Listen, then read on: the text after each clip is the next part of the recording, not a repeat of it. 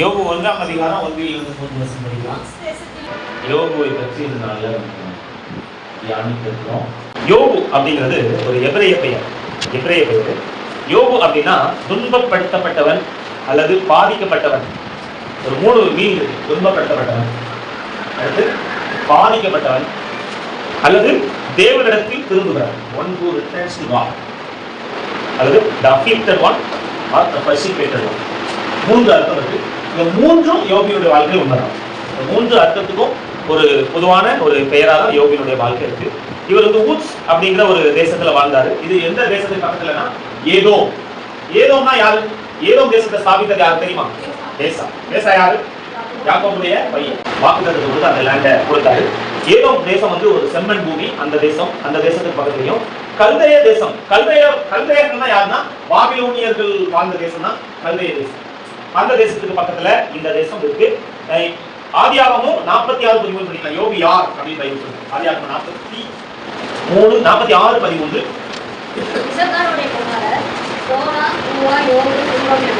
இசக்கார் யாரு? யாக்கோபுடைய பையன். இசக்கார் யாரு?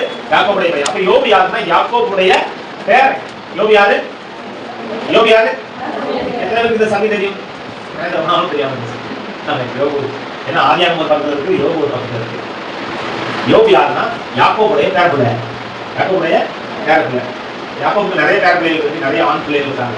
ரூபன், செபுலோன், சிமியோன், யூதா, நிறைய ஆண் பிள்ளைகள் இருக்காங்க. அதுல இசக்கார் கோத்திரத்துல பிறந்த ஒரு பையன் தான் யோபு. 3வது பையன். இசக்காருக்கு பிறந்த 3வது பையன். யோபுங்கிற பெயர் பைபிள்ல 56 முறை வருகிறது. யோபுவை குறித்து புதிய ஏற்பாட்டுல ஆண்டவர் எழுதி வச்சிருக்காரு. யாக்கோபு 5ஆம் அதிகாரம் 11ஆம் வசனம். அதுல ஒரு யோபுடைய ஸ்பெஷல் கேரக்டரை வந்து மையப்படுத்தி பேசுறத பார்க்கணும். சரிங்களா? யோபு 5:11. யாக்கோபு 5:11. இதோ பொறுமையா இருக்கிறவர்கள் பாக்கியவான்கள் என்கிறோமே கேள்விப்பட்டிருக்கிறீர்கள்.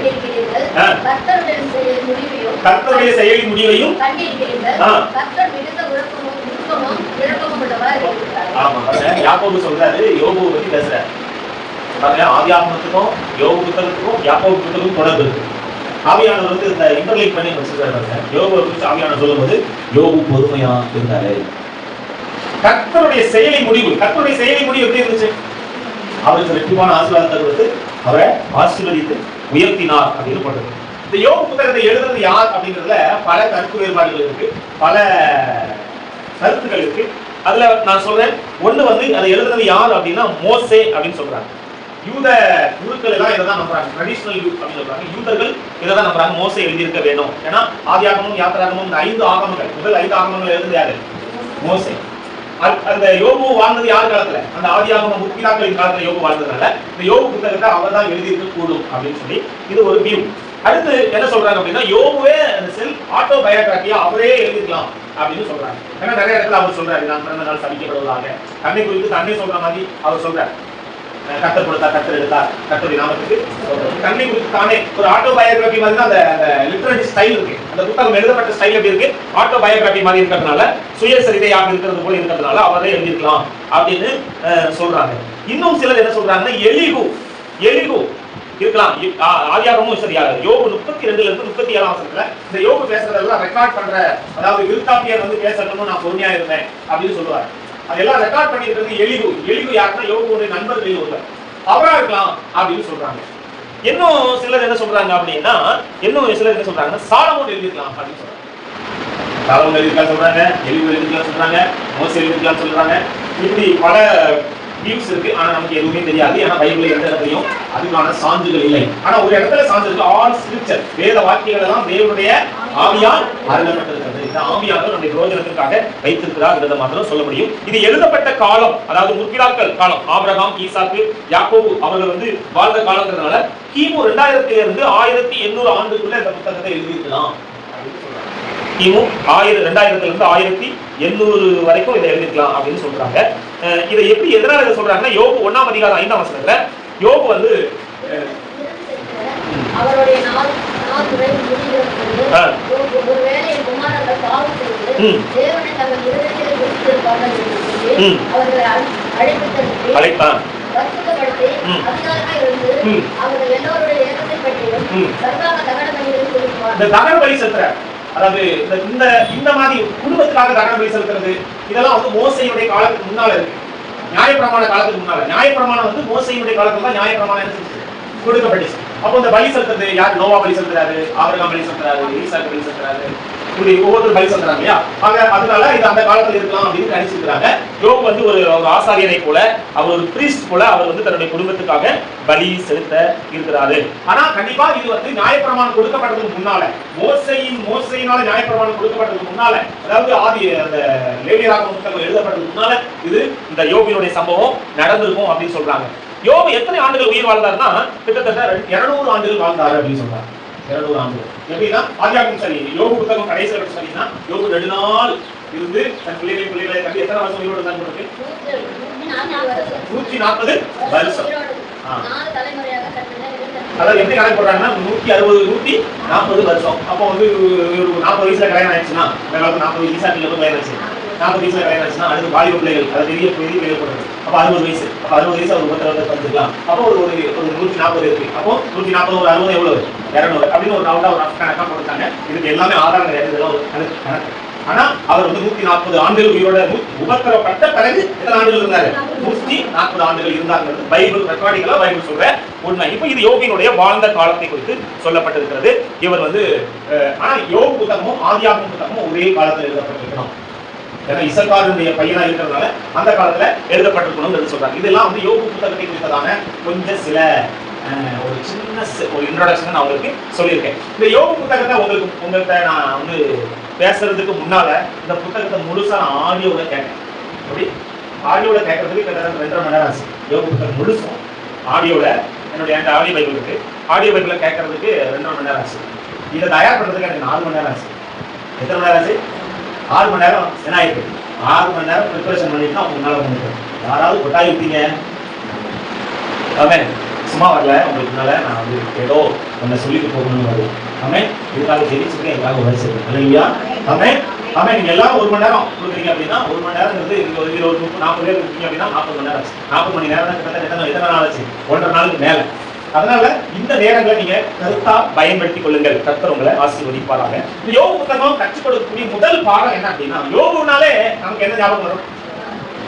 சொல்லுங்க. யோபுனால நமக்கு என்ன ஞாபகம் வரும்? பொறுமை. ஓகே. அடுத்து உபத்திரவம். யோபுனுடைய வாழ்க்கையில அதிகமா பேசப்படுறது என்னது? உபத்திரவம். இந்த யோபு புத்தகம் சொல்லக்கூடிய முதல் காரணம் என்னன்னா, சஃபரிங் ப்ரொடியூசஸ் ஸ்பிரிச்சுவல் growth. உபத்திரவம் ஆவிக்குரிய வாழ்க்கையினுடைய வளர்ச்சியை கொடுக்குது. உபத்திரவம் ஆவிக்குரிய வாழ்க்கையில வளர்ச்சியை கொடுக்குது. எதனால இதை சொல்லலாம் அப்படின்னா, அவர் சொல்றார் யோபு 42ஆம் அதிகாரம் 4-5 வசனங்கள் படிக்கலாமா? யோபு 40.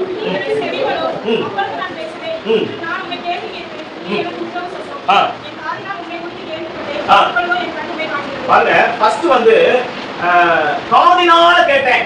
அதாவது வந்து அது வந்து அந்த சோர்ஸ் வந்து தேர்ட் பர்சன் சோர்ஸ். யாரோ ஒருத்தர் சொல்லி யோபு கேட்டிருக்காரு.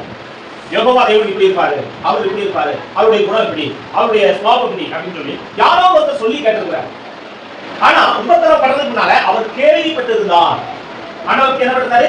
கேள்விப்பட்டிருந்தார். ஆனா உபத்திரவம் பட்ட பிறகு அவர் என்ன சொல்றாரு? என் கண் உமை. பாருங்க, ஆண்டவர் ரொம்ப பக்கத்துல வந்துட்டாரு. ஆமென். விசிபிளா ஆண்டவரோட நெருங்கி வந்துட்டாரு. உபத்திரவம் உங்களை ஆண்டவரோட கிட்டி சேர்க்கிறது.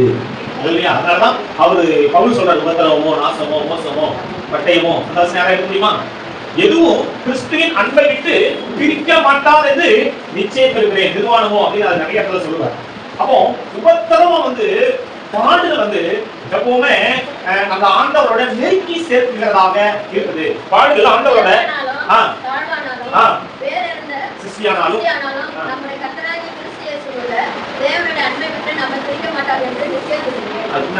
பஞ்சமோ பசியோ பட்டயமோ நாசமோசமோ எல்லாவற்றையும் நம்மை அன்பு கூறுகிறவர் சுத்தம் தேவப்படுகிறவர் இருக்கிறது. மரணமானாலும் ஜீவனானாலும் அதிகாரங்களானாலும் வல்லமையானாலும் நிகழ்காரியமானாலும் வருங்காலமானாலும் உயர்வானாலும் தாழ்வானாலும் வேறெந்த சிருஷ்டியானாலும் நம்முடைய கர்த்தராகிய கிறிஸ்து இயேசுவுள்ள தேவனுடைய அன்பை விட்டு நம்ம பிரிக்க மாட்டார்கள். ஆமென். அதோ பாடுகள் வந்து நமக்கு கண்டிப்பா பிடிக்கவே பிடிக்காது. பாடுகள் வந்து நமக்கு பிடிக்குமா? உபத்திரவம் நமக்கு பிடிக்குமா? பிடிக்காது. ஆனா கர்த்தர் அதை உங்களுடைய வாழ்க்கையை அனுமதிக்கிறார் அப்படின்னா அதுக்கு ஒரு நோக்கம் இருக்கும். கர்த்தர் உங்களுடைய வாழ்க்கையை அனுமதிக்கிறாருன்னா உங்களுக்கு அதுக்கு ஒரு நோக்கம் இருக்கும். யோபினுடைய வாழ்க்கையை அனுமதிச்சதுக்கு ஒரு நோக்கம் இருக்கு. சங்கீதக்காரன் தாவீது சொல்றாரு, கொஞ்சம் வேகமா போலாம். சங்கீதக்காரன் தாவீது சொல்ற சங்கீதம் 119 67 சொல்றாரு, நான் உபத்திரவப்படுவதற்கு முன்னால சங்கீதம் பரிதப்பி நடந்தே 72 நான் உபத்திரப்பட்டது உங்க வாழ்க்கையில பாடுகள் இருக்கு பாத்தீங்களா, உபத்திரவம் பாத்தீங்களா, அது நல்லது பைபிள் சொல்லுது. அவன் நல்லது பைபிள் சொல்லுது. எப்பவுமே இனிப்பு சாப்பிடக்கூடாது, எப்பவுமே இனிப்பு சாப்பிட்டே இருந்தா நல்லா இருக்காது. வாழ்க்கையில மருந்துகள் எல்லாமே கசப்பான இருக்கு. மருந்துகள் எல்லாமே எப்படி இருக்கும்? எந்த மருந்தாலும் இனிப்பா இருக்கா? வேப்ப இலை ஒரு மருந்து, சிரியா நங்கை ஒரு மருந்து, பாகற்காய் ஒரு மருந்து. இந்த மருந்துகள் எல்லாமே கசப்பான இருக்கும். நம்முடைய வாழ்க்கையில தேவன் சில நேரங்களில ஆசீர்வாதங்களை மாத்திரமல்ல உபத்திரவங்களையும் அனுமதிக்கிறார். அப்படி உபத்திரவங்களை ஏன் அனுமதிக்கிறார்னா, வழிதப்பி நடந்த ஒருத்தனை சீர்படுத்துவதற்கு உபத்திரவம் தான் காரணமா இருக்கு. நான் உபத்திரப்படுறது எனக்கு நல்லது அப்படின்னு சொல்றேன். நான் உபத்திரப்படுறதுக்கு முன்னால் வழிதப்பி நடந்தேன், அதனால் நான் அந்த உபத்திரத்துக்கு பின்னால ஒரு பிரமாணங்களை நான் என்ன செய்தேன், கற்றுக்கொண்டேன் அப்படின்னு சொல்லி தாவீது சொல்றார். அடுத்து பாருங்க, எபிரேயர் 2ஆம் அதிகாரம் 10ஆம் வசனம். ரட்சிப்பின் அதிபதியாகிய இயேசுவை பிதா எந்த பாதைகளும் நடத்தினாரு? எபிரேயர் 2:10.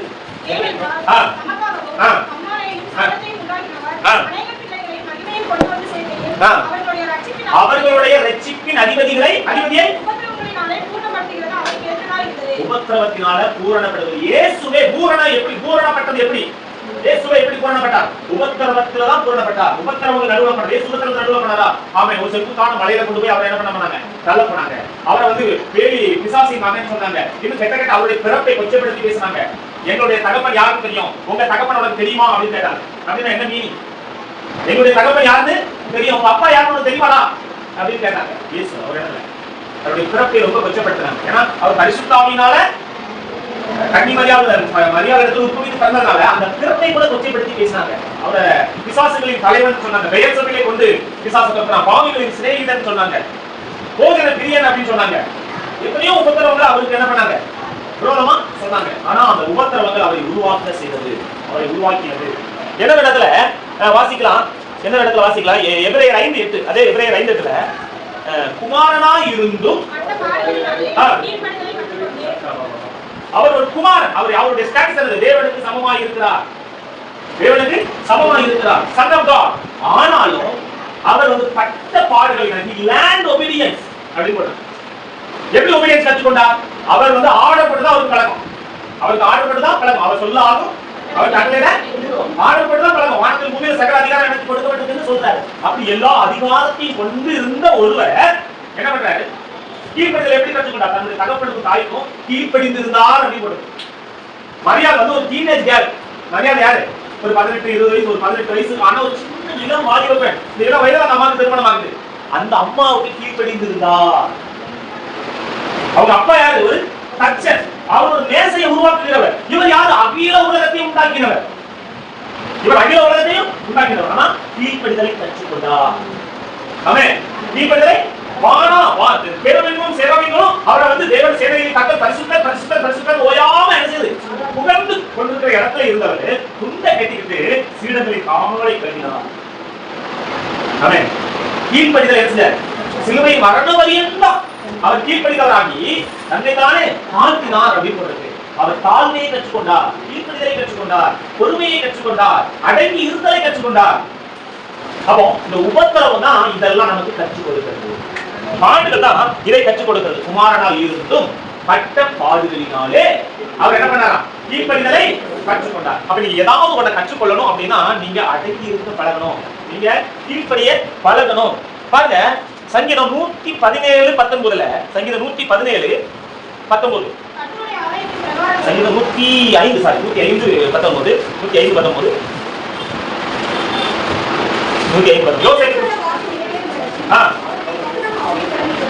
யோசேப்பு யாருங்க? யோசேப்பு யாரு? அவர் செல்லப்பிள்ளை. யோசேப்பு யாரு? அவர் செல்லப்பிள்ளை. அவருடைய அப்பா வீட்டுல அவருக்கு ஓவர் கோட் வந்து பல வர்ண அங்கி, மல்டி கலர் ஓவர் கோட். ஆனா ஜெயில அவருக்கு என்ன கோட்? கைதியன் 19 அப்படின்னு ஒரு சாதாரண ஒரு கோட். முசுகடிகள் கிடந்த தஞ்சன்ல கிடங்குல தான் கிடந்தான்னு போட்டு கவலை போட்டு கிடங்குல கிடந்த தஞ்சன் கிடங்குல கிடந்தாரு. அவர் அப்பா வீட்டுல அவர் தான் ராஜா, அவர் தான் செல்லப்பிள்ளை. ஆனா ஆண்டவர் அவரை அனுமதித்தார். கர்த்தர் தான் யோசேப்பை அனுப்பினார்னு போட்டு கதை படுத்து. யோசேப்பை யார் அனுப்பினா?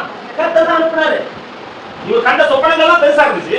ஆனா அவருடைய வார்த்தை நிறைவேறும் அளவும் அவருடைய வசனம் அவரை குழம்பிட்டது. ஹல்லேலூயா. குழம்பிட்டது. குழம்பிட்ட உடனே அவர் வந்து சாட்டிஸ்ஃபை ஆயிட்டார். இனி வந்து இவர் குவாலிஃபைட் அப்படின்னு உடனே அவருக்கு ஒரு சிங்காசனம் கிடைக்குது. இப்போ அவருடைய சகோதரர்கள் வர்றாங்க. அவர் மாத்திரம் குழம்பிடப்படாத ஒரு அனுபவத்தோட சகோதரர்களை சந்தித்திருந்தார். நீங்களா இருந்தா நானா இருந்தா என்ன பண்ணிருக்கோம்? ஒண்ணு நிச்சயமா முதல்ல அந்த அத்தனை சகோதரர்களையும் கொண்டுதான் மறுவேலை பார்த்தேன். ஏன்னா அத்தனை அதிகாரம் இருந்துச்சு. ஆனா பைபிள் படிக்க அவர்களோடு அச்சமாய் பேசினார், அவர்களை ஆதரித்தார். அழுதாராம், நான் தேவனா, நீ பயப்படாதீங்க, நான் உங்களை ஆதரிப்பேன் அப்படின்னு சொல்லி அவர்களை ஆதரித்தார். அப்போ உபத்திரவத்துக்குள்ள போகும்போது என்ன ஆகுதுன்னா நம்ம கேரக்டர் பில்ட் ஆகுது. அல்லேலூயா. ஆமென். ஏன் கர்த்தர் உங்களை உபத்திரவத்துக்குள்ள அனுமதிக்கிறாரு? ஏன் கர்த்தர் உங்களை பாடுகளுக்கு அனுமதிக்கிறாருன்னா God wants to groom you. சில இடத்துல இந்த உயிரியல் பூங்கா, இந்த தாவரவியல் பூங்கா எல்லாம் பாத்தீங்கன்னா சில மரம், சில செடிகள் எல்லாமே இந்த யானை மாதிரி இருக்கும். அழகா பார்க்கறதுக்கு அழகா இருக்கும். யானை மாதிரி இருக்கும், குதிரை மாதிரி இருக்கும். பாத்துட்டீங்களா தாவரவியல் பூங்கால? அது பார்க்கறதுக்கு அழகா இருக்கு. இதெல்லாம் எவ்வளவு அழகா இருக்கு, எல்லாம் எவ்வளவு அழகா இருக்குன்னு அப்ரிஷியேட் பண்றோம். அது பக்கத்துல நின்று போட்டோ எடுத்துக்கிறோம். ஆனா நமக்கு தெரியுமா, டெய்லி அதை வெட்டுவான். டெய்லி அந்த ஷேப்பை தாண்டி வளரும் போது அதை வெட்டுவான்.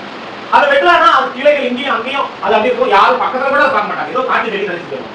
ஆனா அது ப்ரூன் பண்ணப்பட்டு, அது கிளை நறுக்கப்பட்டு, அது ஒரு ஷேப்ல இருக்கிறதுனாலதான் எல்லாரும் இருக்கிறாங்க. ஆமென். அப்போ யோசேப்பை கர்த்தர் குழம்பிட்டார், அந்த பாடுகளுக்கு உட்படுத்தினார்.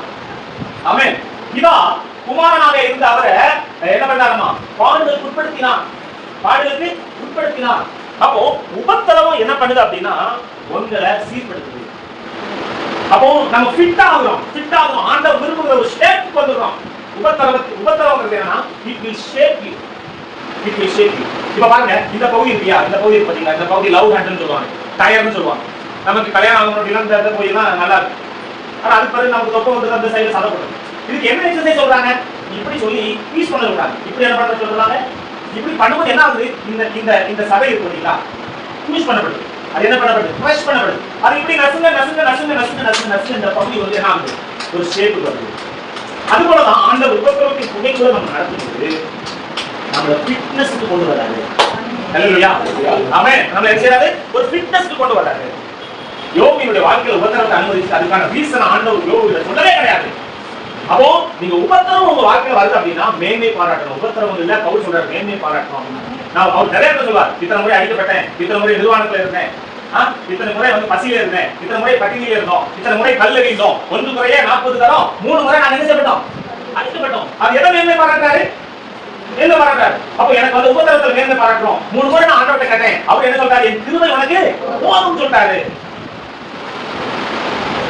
அவர் வந்து ராணிக்கு நீங்க நம்ம சோதிக்கிறீங்களே, சோதனையோடு கூட அதற்கு தப்பி செல்லும் போக்கே என்ன பண்ணுவாரு? உண்மை பண்ணுவார். நம்முடைய மெல்டிங் பாயிண்ட் அவருக்கு தெரியும்.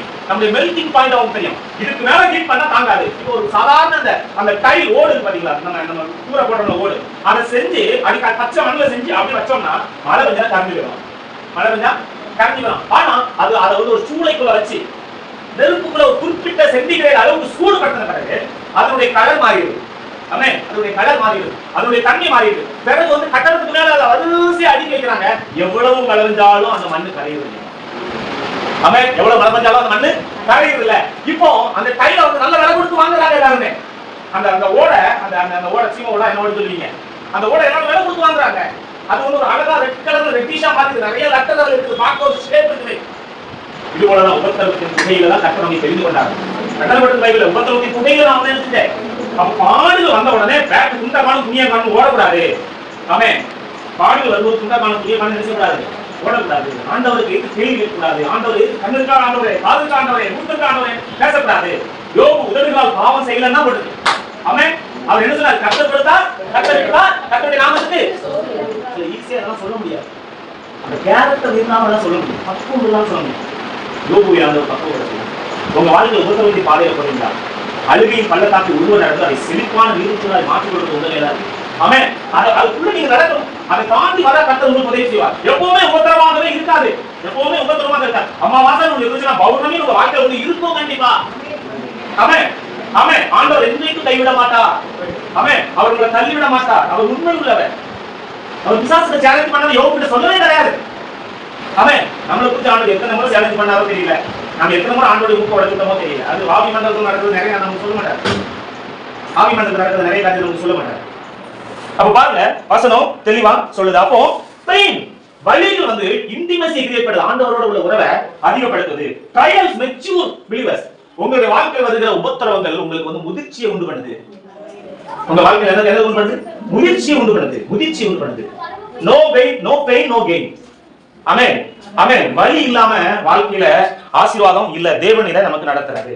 அடுத்து வாசிக்கலாம் யோபு 13ஆம் அதிகாரம் 4ஆம் வசனம். யோபு 13:4. யோபு 13:4.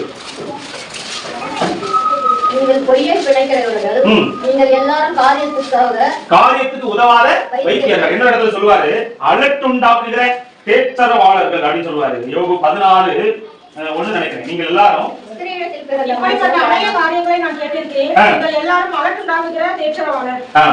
ஆங்கிலத்தில் என்ன பண்ணுதுன்னா, you are worthless physician, miserable comforters. நீ வந்து ஒண்ணுக்கு உதவாத வைத்தியர். என்னது டாக்டரே, ஆனா ஒன்னால ஒரு பிரயோஜனம் இல்லை. என்ன யோபினுடைய வாழ்க்கை வந்து கற்றுக் கொடுக்கிற இன்னொரு காரியம் என்ன அப்படின்னா, even loving and caring people sometimes fail to understand your pain. உங்களை நேசிக்கிறவங்க கூட நிறைய நேரங்களில் உங்களுடைய வலிகளை புரிந்து கொள்ள முடியாது. ஆமென். உங்களை நேசிக்கிறவங்க தான், ஆனா உங்களுடைய வலிகளை எல்லா நேரத்திலையும் அவர்களால் புரிந்து கொள்ள முடியாது. அதனால சில நேரங்கள்ல அவங்க வேற மாதிரி ரியாக்ட் பண்ணுவாங்க. அதனால நீங்க எப்பவுமே ஆண்டவரை நம்பி இருக்க பழகணும். இல்லையா? ஆமென். யோபுக்கு 10 பிள்ளை பெத்தாங்க அந்த மனைவி. ஆமென். எத்தனை பிள்ளை பெத்திருந்தாங்க? 10 பிள்ளை பெத்திருந்தாங்க. அந்த அம்மா யோபு நேசிக்காம இருந்திருப்பாங்க நினைக்கிறீங்களா? அந்த அம்மா நேசிக்காம இருந்திருப்பீங்க, இருந்திருப்பாங்க நினைக்கிறீங்களா? இல்ல. ஆனா அந்த அம்மா என்ன சொல்றாங்க? தேவனை தூஷித்து, யோபு 2:9, தேவனை தூஷித்து ஜீவனை விடும் அப்படின்றாங்க. யோபினுடைய நண்பர்கள் எலிபாஸ், பில்தாத், சோபார் 3 நண்பர்களும் யோபுவை குற்றம் சாட்டி கொண்டே இருக்காங்க. நீங்க யோபுவை ஃபுல்லா நேரம் இல்ல, நான் வேற ஒரு நாள் சொல்றேன். இந்த மொத்தம் 4 நண்பர்கள். எலிவு மாத்திரம் கொஞ்சம் ஒழுங்கா இருப்பாரு. மற்ற எல்லாருமே யோபுவை குற்றம் சாட்டி கொண்டே இருப்பாங்க. நீ வந்து எளியவர்களுக்கு உணவு கொடுக்கல, நீ வந்து வேலை செஞ்சவங்களுக்கு சம்பளம் கொடுக்கல, நீ வந்து அந்த பாவம் ரகசிய பாவம் செஞ்சீங்க அப்படின்னா குற்றச்சாட்டுகள் யோபு மேல அடிக்கிட்டே இருப்பாங்க. அவங்களுடைய மைண்ட்ல ராங் தியாலஜி என்ன அப்படின்னா, தீமை வந்து நல்லவர்களுக்கு வராது, தீமை நல்லவர்களுக்கு வராது. கர்த்தரை நம்புகிறவனோ இது உண்மையா? சொல்லுங்க, இது உண்மையா? உண்மை. கர்த்தரை நம்புகிறவன் சரிப்பா, கர்த்தரை நம்பாதவன் சரிப்பா இருக்கானா இல்லையா? அதே நேரத்தில் கர்த்தரை நம்புகிறவன் நீதிமானுக்கு அநேக துன்பங்கள் வரும்னு பைபிள் சொல்லுது. ஆமென். ஆனாலும் அவருடைய எல்லாவற்றிலும் கர்த்தரவனை தாங்குவார், அவருடைய எலும்புகள் ஒன்றும். அப்போ கர்த்தரை நம்புகிறவன் செழிப்பாங்கிறது உண்மைதான். அதே நேரத்துல தீமையான காரியங்களும் துன்மார்க்கம் எப்படி வருதோ அப்படி நல்லவனுக்கு வரதான் செய்யுது. பைபிள் அதான் சொல்லுது. அப்போ யோபினுடைய 4 நண்பர்களும் யோபினுடைய மனைவியும் யோபுவை சரியா புரிஞ்சுக்கல. யோபு குற்றம் சாட்டுறாங்க. பாருங்க, அண்ணால் போய் ஆலயத்துல உட்கார்ந்து இதயத்தை ஊற்றிக்கிட்டு அழுதுட்டு இருக்காங்க. ஆறுதல் சொல்ல வேண்டிய அந்த ஆசாரியர் என்ன சொல்றாரு? குடிச்சிட்டு வந்தார், குடிகார பொங்கல எதுவரைக்கும் வெறிச்சிருப்பா அப்படின்னு சொல்லி பேசுறாங்க. அந்த அம்மா உள்ளவங்க ஏற்கனவே கிளேசப்பட்டிருக்கு. ஆனா கிளேசமுள்ள ஸ்திரீ அப்படின்றாங்க.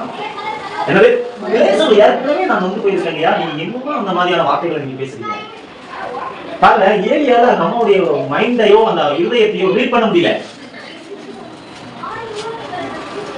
பாருங்க, சில நேரங்கள் நம்ம மற்றவங்க புரிஞ்சுக்க முடியாது, சில நேரங்கள் வேற மாதிரி ரியாக்ட் பண்ணுவாங்க. அதனால நீங்க எப்பவுமே கர்த்தரை நம்பி இருக்க பழகணும். வாசிக்கலாம் 2 தீமோத்தேயு 4:16-18. 2 தீமோத்தேயு 4:16-18 பவுல் சொல்றாரு, at my preliminary hearing, நான் முதல் விசை உத்தரவு சொல்ல இருக்கையில், ஆங்கிலத்துல அழகா சொல்லிருக்கு, they all ran like scared rabbit. அதாவது பயந்து போன முயல் மாதிரி எல்லாரும் என்ன விட்டு ஓடிட்டாங்க. எல்லாரும் என்னை விட்டு எல்லாரும் என்ன கைவிட்டாங்க. பவுல் எத்தனை பேர் அப்ரிஷியேட் பண்றாரு? அகிலா அப்ரிஷியேட் பண்றாரு, பிரிஸ்கிலா அப்ரிஷியேட் பண்றாரு, பிலோமோன் அப்ரிஷியேட் பண்றாரு, இன்னும் சுஸ்தனே, இன்னும் நிறைய ஃப்ரெண்ட்ஸ், பெபேயால், இப்படி நிறைய நண்பர்கள். பவுல் வந்து ஒவ்வொரு நிருபத்தை முடிக்கையிலும் இவர்களை வாழ்த்துங்கள், இவர்களை வாழ்த்துங்கள், இவர்களை வாழ்த்துங்கள், இவர்களை வாழ்த்துங்கள் சொல்றாரு இல்லையா? பவுலோட நிறைய பேர் இருந்தாங்க இல்லையா? ஆனா அவர் கைது செய்யப்பட்ட போது அவர் உபத்திரவத்தில் இருக்கும்போது ஒருத்தம் கூட இல்லை. ஆமென். உபத்திரவப்படும் போது என்னது இல்ல, இவருக்கு ஞானமா பேச தெரியல, ஊழி செய்ய வேண்டியது ஞானமா செய்யுங்க அப்படிதான் அட்வைஸ் பண்ணுவாங்க. நம்ம ஒரு பாடலுக்குள்ள ஒரு பிரச்சனைகள் இருக்கோம்னா அட்வைஸ் பண்றதுக்கு நிறைய பேர் இருக்காங்க. ஒரு பிரச்சனை இருக்காங்கன்னா அவங்களுக்கு லெக்சர்லாம் நீங்க பண்ணாதீங்க. ஆமென். உங்க லெக்சர்ஸ் அவங்களுக்கு தேவையில்லை. அவங்க பக்கத்துல இருந்து முடிஞ்சா அவங்க சொல்றதை கேட்டுட்டு நிறைய வாங்க, இல்லைன்னா அமைதியா வாங்கி முடிப்பாங்க. முடிஞ்சா 6 நாள் 4 நாள் சரி, நீங்க 6 சொன்னாலும் கேட்க மாட்டாங்க, ஏன்னா அதுக்கு மேல பிரச்சனை அவங்க இருப்பாங்க. அதனால பக்கத்துல சரி சரி அவங்க சொல்றதை கேளு, அவங்க குழப்பதான் செய்வாங்க, ஆனாலும் கேளுங்க. இந்த அம்மா என்ன செத்து சொல்லலாம் அப்படின்னு செத்து எல்லா நாளும் நம்ம எல்லா சூழல்களும் ஹவுஸ் சொல்றாங்க, எல்லாரும் நீங்க கேட்கிறாரு. இந்த மாதிரி எப்படி சொல்ல முடிஞ்சுன்னா, இந்த மாதிரி எப்படி சொல்ல முடிஞ்சுன்னா, இது ஏற்கனவே எதிர்பார்த்தது, இப்படிதான் நடப்பான்னு எனக்கு தெரியும்.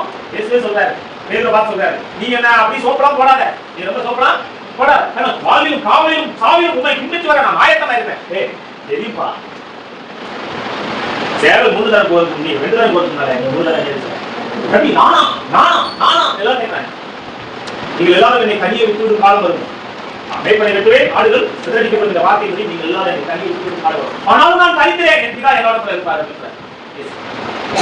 சில தனிமை பாதைகளை நீங்க தனியாதான் கடலாகணும். உங்களுடைய மனைவி ஒரு உதவி செய்யாது, உங்களுடைய கணவர் ஒரு உதவி செய்யாது, உங்களுடைய பிள்ளைகள் ஒரு உதவி செய்யாது. அதனால ரொம்ப புள்ளாக்காதீங்க. கணவர் கணவர் கணவர் கணவர் கண்கண்ட தெய்வம் கண்கண்ட தெய்வம்னு கணவரே நினைக்கிட்டு ஆயாதுங்க. என்ன போல இருப்பா. ஒருத்தர் சொன்னாரு, சம்சாரம் போச்சுன்னா சகலமும் போச்சு. எப்படி சம்சாரம் போச்சுன்னா நான் சொல்ல ஒரு பணக்கார பாண்டி வேலை அங்க வயசான ஒரு எத்தனையோ வீடோ கட்டி வாடகை கொடுத்தாரு, இவ்வளவு வருது அப்படின்னு இருக்காரு. நீங்க என்ன பண்றீங்க? யாருக்கும் அவசியம் பண்ணாங்க அழுத மாதிரி நீங்க உங்க சர்ச்சை சேர்த்துக்கீங்களா அப்படின்னு. சம்சாரம் போச்சுன்னா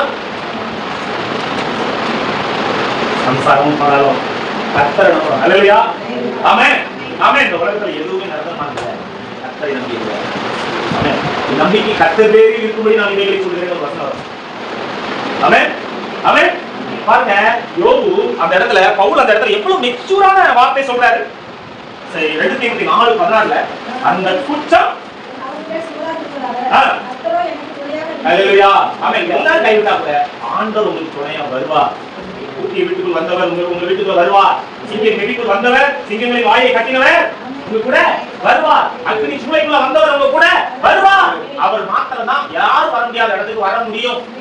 ஆமென். யாரும் வர முடியாத எல்லைகளுக்குள்ள அவர் மாத்திரம் தான் வர முடியும். எனக்கு அவர் தெரியும் இவர் தெரியும் அப்படின்னு சொல்லிக்கலாம். நீங்க மனிதர்கள் மேல நம்பிக்கை வைக்க, மனுஷன் மேல நம்பிக்கை வைக்க, அது தோஷம் பைபிள் சொல்லு. பொண்ணுக்கே நம்பிக்கை வைத்து அப்படின்னு யோகதான் நம்பிக்கை வந்து எதிரால கூட உலக ஆசீர்வாதங்கள் மேலேயோ தனிப்பட்ட நபர்கள் மேலேயோ ஒரு நம்பிக்கை வச்சு அதை சார்ந்திருக்காங்க. யோகுக்கு இந்த இடத்துல ஆண்டிருக்காங்க, மனைவி என் சுவாசம் என் மனைவிக்கு வேறுபட்டு எல்லாரும் என்ன பரியாசம் பண்றாங்க, எல்லாரும் என்ன பரியாசம் பண்றாங்க. அப்போ நிரந்தரமானது கர்த்தர் மாத்திரம் இல்லையா?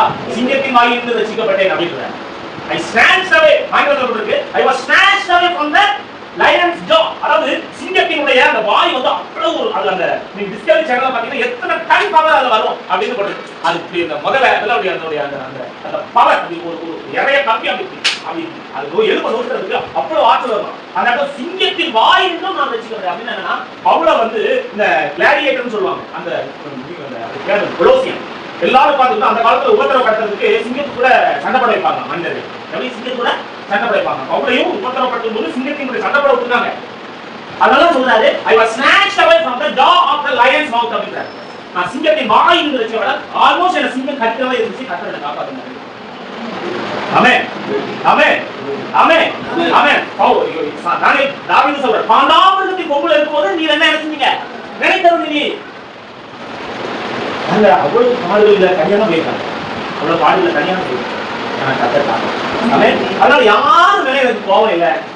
எல்லாரும் ஒரு குறிப்பிட்ட எல்லைக்கு மேல எனக்கு உதவி வர முடியாதுன்றது எனக்கு தெரியும். அதனால அந்த குற்றம் அவர்கள் சுமராது.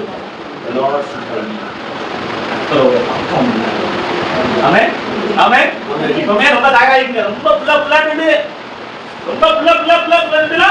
மேல நம்பிக்கை வச்சுங்க. ஒரு நாள் அடுத்த மார்க்கதாய் உங்களுக்குள்ள ஓங்கி உள்ள பேசும்போது மனசு நொறுங்கிடும். என் பள்ளியை சொன்னதை நான் ஏற்க முடியும், நான் வாழ்ந்து நான் சாவது நிலவில் உங்க நம்பிக்கை கட்டப்படுகிறது. மனைவி சொன்னார், யோகி எவ்வளோ பேசுறாரு, பைத்தியக்காரனே பேசாத, ஆமாம் பைத்தியக்காரனே பேசாத. அந்த மனைவியும் அவர் திரும்பி கொண்டாடுறாரு, திரும்பிக்குள்ள இருக்காரு, அவங்களும் ஏற்றுக்காங்க. ஓகே, நேரம் இல்லை, வேகமாக முடிக்கலாம். அப்போ என்ன அப்படின்னா ஒரே ஒரு காரியம் நான் உங்களுக்கு தைரியமா சொல்ல முடியும். கர்த்தர் உங்க பக்கத்துல யாரும் உங்க பக்கத்துல இல்லாத கர்த்தர் உங்க பக்கத்துல கர்த்தர் உங்க பக்கத்துல எவ்வளவு பெரிய பிரச்சனை சந்திச்சாலும் கர்த்தரால் நீங்க அதை மேற்கொள்ள முடியும். அதாவது யோபு சொல்றாரு, என்னை கொண்டு போட்டாலும் எனக்கு குறித்திருப்பதை அவர் அறிவா. ஆமென். ஆராய்ச்சியார் பெரிய காரியம் எண்ணியார் செய்கிறார். தேவனுடைய சகலத்தையும் செய்ய வல்லவர். ஆமென். ஆமென். கைவிட மாட்டாங்க, கைவிட மாட்டாங்க. உங்களை நெக்காத்த மூமெண்ட்ல உங்களை தூக்கிடுவார். உங்களுடைய புகைக்குள்ள போகும்போது உங்களை தூக்கிடுவார், உங்களை மீட்டு எடுத்துருவாரு. அடுத்து spiritual affair that are going on in heaven that you know. ஆவி மண்டலத்துல நடக்கிற எல்லா காரியமும் உங்களுக்கு தெரியாது. ஆமென். ஆவி மண்டலத்துல நடக்கிற காரியம் தான் உங்க நிஜ உலகத்துல நடக்குது. உதாரணம் எப்படின்னா வாசிக்கலாம். யோபு 1ஆம் அதிகாரம் 12ஆம் வசனத்துல வான மண்டலத்துல ஒரு காரியம் நடக்குது. கர்த்தர் ஆவியா இருக்கிறார். கர்த்தர் யாரா இருக்காரு? ஆவியா இருக்கிறார். பிசாசுமே ஒரு ஸ்பிரிட் தான், சாத்தான் ஒரு ஸ்பிரிட் தான். ஆவி மண்டலத்துல டிஸ்கஷன் நடக்குது. என்ன டிஸ்கஷன் நடக்குது?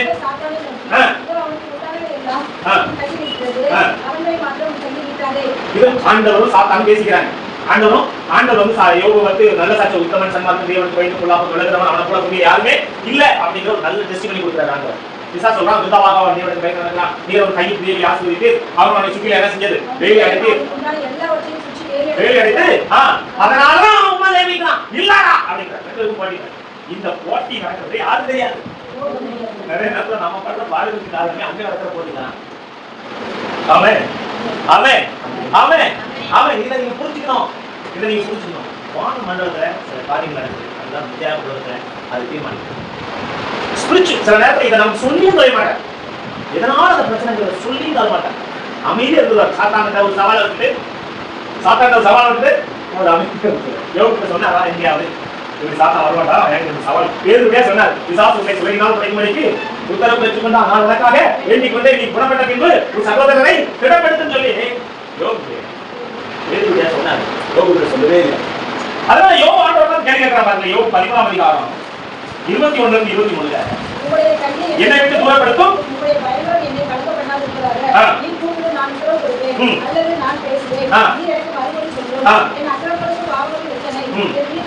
நீங்க சொல்லுங்க ஆண்டவரே, நான் என்ன பாவம் செஞ்சேன், என்ன பாடுபடுறேன் அதை சொல்லுங்க. யோபுக்கு என்ன கண்டிப்பா இந்த பிரச்சனைக்கு காரணம் என்னுடைய பாவங்கள். இந்த பிரச்சனைக்கு காரணம் ஏன்னா எல்லா நண்பர்களுமே அதான் சொல்றாங்க, நீ ஏதோ பாவம் செஞ்சுட்ட, ஏதோ ரகசிய பாவம் இருக்கு. ஒருவா நம்ம ஆட்கள் ஏதாவது ஒரு பிரச்சனையில போயிட்டோம்னா உடனே ஏதோ ரகசிய பாவம் இருக்கு, அதனாலதான் அப்படி நினைக்கிறேன். எல்லா நேரமும் உண்மை. யோபு கடைசி வரைக்கும் சொல்றேன். நான் என்ன சொல்ல வரேன்னா, ஆவி மண்டலத்தில் நடக்கக்கூடிய ஸ்பிரிச்சுவல் காரியங்களை குறித்து அவையா இருக்கணும். அதனால ஆவியில ஜெபம் பண்ணுங்கள் பைபிள் சொல்லுது. ஆவியில ஜெபம் பண்ணுங்க அப்படின்னு சொல்லி பைபிள் சொல்லுது. 2 ராஜாக்கள் 6ஆம் அதிகாரம் 15-17 படிச்சு பார்த்தோம்னா, எலிசாவினுடைய வேலைக்காரர் வந்து எலிசாவா 2 ராஜாக்கள் 6 எலிசாவினுடைய வேலைக்காரர் நேரம் முடிஞ்சிச்சு நான் சொல்லி முடிக்கிறேன். எலிசாவினுடைய வேலைக்காரர் பயப்படுவாங்க. ஐயோ எதிரிகள்லாம் வேகமா வர்றாங்க. அப்போ எலிசாவுன்னு சொல்லுவாரு, இவனுடைய கண்களை திறந்து வருவாங்க.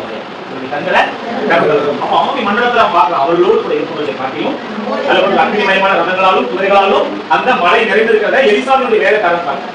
அப்போ உங்களுடைய தேர்ட் ஐ ஓபன் ஆகணும். அல்லேலூயா.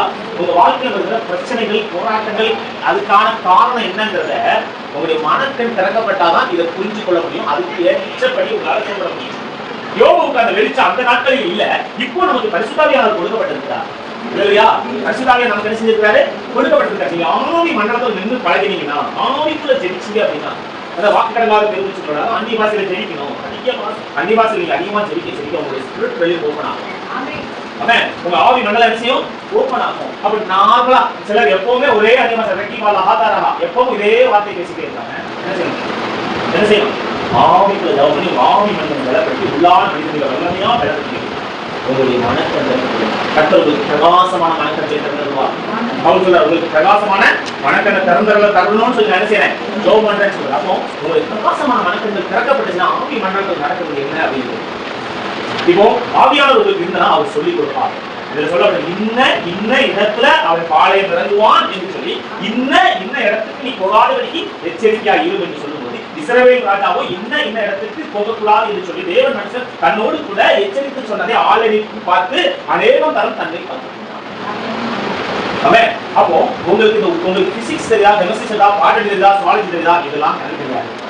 ஆனா நீங்க ஆவிக்குள் ஜெயிக்க பண்ணினா உங்க மண்டலத்துல உங்க ஸ்பிரிட்ல இல்ல உங்க எல்லைக்குள் நடக்கிற போராட்டம் உங்க எல்லைக்குள்ள நடக்கிற பிரச்சனைகளுக்கு காரணம் என்ன என்பதை உங்களால் புரிந்து கொள்ள முடியும். பெரிய சப்ஜெக்ட் நேரம் இல்லை சின்னதா முடிச்சேன். எனக்கு பிரகாசமான மனக்கண்கள் யோபு புத்தகம் முழுவதும் குழம்பிட்டே இருப்பார். எதனால நடக்கு கடைசிக்கு யோபுவால் புரிந்து கொள்ள முடியவில்லை. 3 காரியம் சொன்னேன், 5 காரியம் கேட்கப்பட்டோம், 3 காரியம் சொன்னேன்.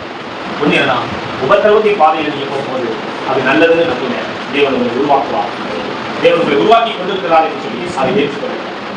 குமாரனை கட்டப்பாடுகளினால் கீழ்ப்படிவதை கற்றுக்கொள்ளும் போது, ரட்சிப்பின் அதிபதி உபத்திரவத்தினால் பூரணப்படும் போது, யோசேப்பினுடைய குணம் உபத்திரவத்தினால பாடுகளினால புடமிடப்படுவதனால ஒரு நல்ல வடிவத்துக்கு வந்தது கூட கண்டிப்பா உங்களுக்கும் அந்த உபத்திரவத்தின் பாதையில நீங்க போகும்போது நீங்க அதை ஏற்றுக்கொள்ளுங்க. அதை ஏற்றுக்கொள்ளுங்க. ஆண்டவர் பார்த்து கேள்வி கேட்போது நில்லாதீங்க. இரண்டாவது, உங்களுடைய நம்பிக்கை கர்த்தர் பேரில் இருக்கட்டும். உங்களுடைய நம்பிக்கை கர்த்தர் பேரில் இருக்கட்டும். யோபினுடைய மனைவியோ யோபினுடைய 4 நண்பர்களோ நல்லவர்கள் தான். அவனை நெருக்கடி நிலையில கைவிட்டார்கள். பவுல் தன்னை குறித்து சொல்றாரு, எல்லாரும் என்னை கைவிட்டார்கள். ஆனா பவுலுடைய நம்பிக்கை கர்த்தர் மேல இருக்கு. உங்களுடைய நம்பிக்கை கர்த்தர் பேர்ல இருந்துச்சுன்னா மாத்திரம் நான் உங்களுக்கு உறுதியா சொல்ல முடியும், துர்ச்செய்தியை கேட்கிறதினால் நீங்க பயப்பட மாட்டீங்க. உங்கள் இருதயம் கர்த்தரை நம்பி கடனா இருக்கும். உங்கள் இருதயம் கர்த்தரை நம்பி கடனா இருக்கும். அவருடைய இருதயம் கர்த்தரை நம்பி கடனா இருந்தது. எல்லாரும் கைவிட்டாலும் அவர் சொல்றாரு, அந்த குற்றம் அவர்கள் மேல் சுமராது இருப்பதாக. கர்த்தரோ எனக்கு துணையாக இருக்கிறார். சிங்கத்தின் வாயிலிருந்து நான் என்னை ரட்சிக்கப்பட்டேன் என்று சொல்லி அவர் சொல்றாரு. இன்னைக்கு கர்த்தரை நம்புங்க. உங்க நம்பிக்கை கர்த்தர் பேர்ல வைங்க. உங்க கணவர் பேர்ல இருக்க நம்பிக்கை, உங்க பிள்ளைகள் பேர்ல இருக்க நம்பிக்கை, உங்களுடைய உறவு பேர்ல இருக்க நம்பிக்கை, உங்களுடைய நண்பர்கள் பேர்ல இருக்க நம்பிக்கை, உங்களுடைய பொசிஷன் மேல இருக்க நம்பிக்கை, உங்களுடைய பேங்க் பேலன்ஸ் மேல இருக்க நம்பிக்கை எல்லாம் கர்த்தர் பேர்ல வைங்க. யோபுடைய பேங்க் பேலன்ஸ் ஒரே நாள்ல ஜீரோ வந்துச்சு. மினிமம் பேலன்ஸை தாண்டி ஜீரோ பேலன்ஸ் போயிடுச்சு. ஒரே நாள்ல அவர் ஆடு மாடு ஒட்டகம் கழுதை எல்லாத்தையும் இழந்து தன்னுடைய பிள்ளைகளையும் இழந்து ஒரே நாள்ல ஆரோக்கியத்தையும் இழந்து அவர் ஒரு ஆண்டியா ஒரே நாள்ல வந்துட்டார். நீங்க சேர்த்து வச்சுக்கிறது எதுவுமே உங்களை காப்பாற்றலாம் நீங்க நினைக்காதீங்க. கடைசி வரைக்கும் அதெல்லாம் உங்க கூட வரப்போதில்லை. ஒரு நாள் போதும் எல்லாமே உங்களுக்கு போறது. யோபு சொல்றாரு, நீங்க எல்லாம் காரியத்துக்கு உதவாத வைத்தியர்கள், அகற்றுண்டாக பேச்சுவாளர்கள், நீங்க எல்லாம் எனக்கு உதவியாவே இல்லைன்னு சொல்றேன். நான் சொல்றேன் பாருங்க, அந்த மேல நம்பிக்கை வச்சு பாருங்க. பிள்ளை காப்பாற்றுவான், பையன் காப்பாற்றுவான், கணவன் காப்பாற்றுவான், உறவுகள் காப்பாற்றும். அவங்க எனக்கு ஓடி வந்துருவாங்க, கூப்பிட்ட குரல் ஓடி வந்துருவாங்க. மாத்திரம் அவங்க மேல நம்பிக்கை வச்சிருக்காங்க. இயேசுவே கைவிடப்பட்டார், யோசேப்பு கைவிடப்பட்டார், பவுல் கைவிடப்பட்டார். நீங்கள் நானும் சில நேரங்களில் தனியா சில பாதைகளை அழுகி பள்ளத்தாக்க ஒருவர் நடக்க வேண்டிய சூழல் வரும். ஆனா தேவ பலன் இருந்தால் அதை செழிப்பான நீரூற்றாய் மாற்றிக்கொள்ள முடியும். செழிப்பான நீரூற்றாய் உங்களால மாற்றிக்கொள்ள முடியும். தேவன் அந்த பலன் உங்களுக்கு தருவார். நீங்க சொல்லலாம். அதனால யார் மேலேயும் கசப்பு உங்களுக்கு வராம எதை குறித்தும் கலக்கை வைப்பாங்க. யார் மேலேயும் கசப்பு இல்லை. எல்லாருக்கும் நன்றி சொல்லுங்க. பவுல் சொன்னது போல அந்த குற்றம் அவர்கள் மேல் சுமராது இருப்பதாக சொன்னது போல இயேசு சொல்றாரு, அவர்களை மன்னியோன்னு சொல்லி அந்த கசப்பெல்லாம் யார் மேலேயும் வைக்காம அவர்கள் எல்லாம் அறிந்ததுனால அவங்களால பேச முடியும். உங்களுடைய ஆவிக்குரிய கண்கள் திறக்கப்படுமா? அன்றைய கேளுங்க. உங்க நெத்தி மேல கை வச்சு, உங்க நெத்தி மேல கை வச்சு, உங்க இதயத்து மேல ஒரு கையை வச்சுட்டு ஆண்டவரே என்னுடைய மனக்கண்ணை திறக்கப்பா. நிறைய காரியங்களை என்னால ரிசீவ் பண்ண முடியல. இந்த வாழ்க்கையில் நடக்கிற நிறைய சூழல்களை என்னால நிதானிக்க முடியல. அதனால நான் தப்பி நடக்கிறேன். நிதானம் தாங்க, உத்தம நிதானிக்க எனக்கு தாங்க, உத்தம நிதானிப்ப தாங்க. ஞானேந்திரியம் எனக்கு உண்டாகட்டும், ஞானமுள்ள இருதயம் எனக்கு உண்டாகட்டும். ஞானியாக்கினே கேளுங்க. ஆவி மண்டலத்தில் நடக்கிறத நான் பார்க்கணும், என்னுடைய எல்லைகளில் நடக்கிறத நான் பார்க்கணும். யோபுவால பார்க்க முடியல. ஆனா புதிய ஏற்பாட்டு விசுவாசிகளாகிய நமக்கு பரிசுத்த ஆவியானவர் கொடுக்கப்பட்டபடியால் ஆவி மண்டலத்தில் நடக்கிறத பார்க்க முடியும், நிதானிக்க முடியும். அதை கண்டு நாம் அதட்டி ஜெபித்து அதற்கேற்றபடி செயல்பட்டு ஜெயமெடுக்க முடியும். ஒரு பிரச்சனையா பார்க்காதீங்க. ஆண்டவருடைய வெளிப்பாடுகளை கேளுங்க. இந்த பிரச்சனைக்கு பின்னால இருக்கிற வேறு என்ன, இதுக்கு பின்னால இருக்கிற ரூட் என்னங்கறத ஆண்டவரை கேளுங்க. அவர் உங்களுக்கு சொல்லி தருவார். ஆவி மண்டலத்தின் காரியங்களை நீங்க ஒரு வேடிக்கையா நினைக்காதீங்க. ஆவி மண்டலத்தில் நடக்கிற காரியம் தான் இந்த நிஜ உலகத்தினுடைய அத்தனை நிகழ்வுகளையும் தீர்மானிக்கிறது. ஆவி மண்டலத்தில் நடந்த ஒரு டிஸ்கஷன் தான் யோபினுடைய நிஜ வாழ்க்கையில் நடந்து நிறைய காரியங்களை மாற்றி போட்டுச்சு. யோபினுடைய நண்பர்களுக்கோ யோபினுடைய மனைவிக்கோ அந்த எந்த டிஸ்கஷனும் தெரியல. அதனாலதான் 42 அதிகாரம் முழுக்க ஒரே குழப்பம். எதனால இப்படி இருக்குமோ அப்படி இருக்குமோ, இதனால இருக்குமோ அதனால இருக்குமோன்னு ஒரே குழப்பம். ஒரு வாழ்க்கை நடக்கிற நிறைய குழப்பத்துக்கு காரணம் என்ன தெரியுமா? உங்களுடைய மனக்கண் திறக்கப்பட போடாதிருப்பதாக. எலிசா ஜெபிச்சது கூட நான் உங்களுக்காக ஜெபிக்கிறேன். கர்த்தர் இன்றைக்கு உங்களுடைய மனக்கண்ணை திறப்பாராக. கர்த்தர் இன்றைக்கு உங்களுடைய மனக்கண்ணை திறப்பாராக. ஆவி மண்டலத்தில் நடக்கிற காரியத்தை கர்த்தர் உங்களுக்கு வெளிப்படுத்தி தருவாராக. அதை கேட்டு நடக்கும்படியாக உங்களுக்கு கர்த்தர் புத்தியை தந்தருவாராக. புத்தியை தந்தருவாராக. புத்தியை தந்தருவாராக. புத்தியை தந்தருவாராக. தேவன் உங்களை ஸ்திரப்படுத்துவாராக. கர்த்தர் உங்களை பலப்படுத்துவாராக. வெளிப்பாடுகளை உங்களுக்கு தருவாராக. உங்களுடைய உள்ளிந்திரியங்களை கர்த்தர் பிரகாசிக்கு தருவாராக. மறைபொருளை தேவன் உங்களுக்கு வெளிப்படுத்தி தருவாராக.